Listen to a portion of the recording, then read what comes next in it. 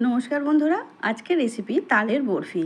এখানে আমি 250 গ্রামের মতো লিকুইড দুধ নিয়েছি। দুধটা খুব ভালো করে ফুটিয়ে নিয়েছি আর কুসুম গরম এখন আছে। এর মধ্যে অল্প একটু নারকেলের দুধ দিয়ে দিলাম আর দিয়ে দিচ্ছি পরিমাণ মতো চিনি। যেমন মিষ্টি খাবে সেই অনুযায়ী চিনি দেবে। আর অল্প একটু পান খাওয়ার চুন দিলাম। আর কতটা পরিমাণে বরফি বানাবে সেই অনুযায়ী তালের শাঁস নিতে হবে। আমি এখানে 3 চামচ তাল নিয়েছিলাম আর খুব ভালো করে দুধের সঙ্গে মিশিয়ে নিয়েছি। তারপর একটা থালার মধ্যে ঢেলে দিয়েছি। এবার ওপর দিক থেকে কাজু আর আমন্ড একটু গুঁড়ো করে দিয়ে দিচ্ছি। এতে করে খেতেও ভালো লাগে আর দেখতেও সুন্দর হয়। আমি এখানে ফোটানো জাল দেওয়া তালেই বানিয়েছি। আর কাঁচা তালে যদি তোমরা বানাও আমার মনে হয় আরও খেতে ভালো হবে, কারণ তাল তো আমি সবসময় পাই না। সেই জন্য যেটুকু তাল পাই সেইটুকু আমি জাল দিয়ে ফুটিয়ে রেখে রেসিপি বানানোর চেষ্টা করি।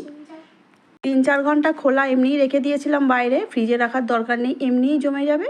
দেখতেই পাচ্ছ আমি 4 ঘন্টা পরে ছুরি দিয়ে সুন্দর করে কেটে নিচ্ছি, কোনো সমস্যাই হচ্ছে না।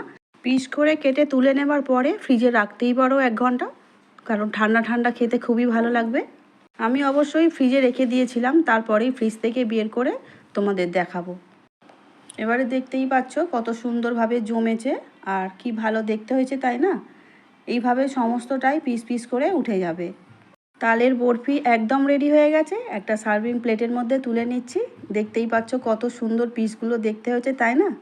আমার রেসিপি ভালো লাগলে যে বন্ধুরা এই মুহূর্তে ইউটিউব চ্যানেল থেকে দেখছো, প্লিজ চ্যানেলটিকে সাবস্ক্রাইব করে দিও। আর যে বন্ধুরা ফেসবুক পেজ থেকে দেখছো, পেজটিকে আমার ফলো করে দিও প্লিজ।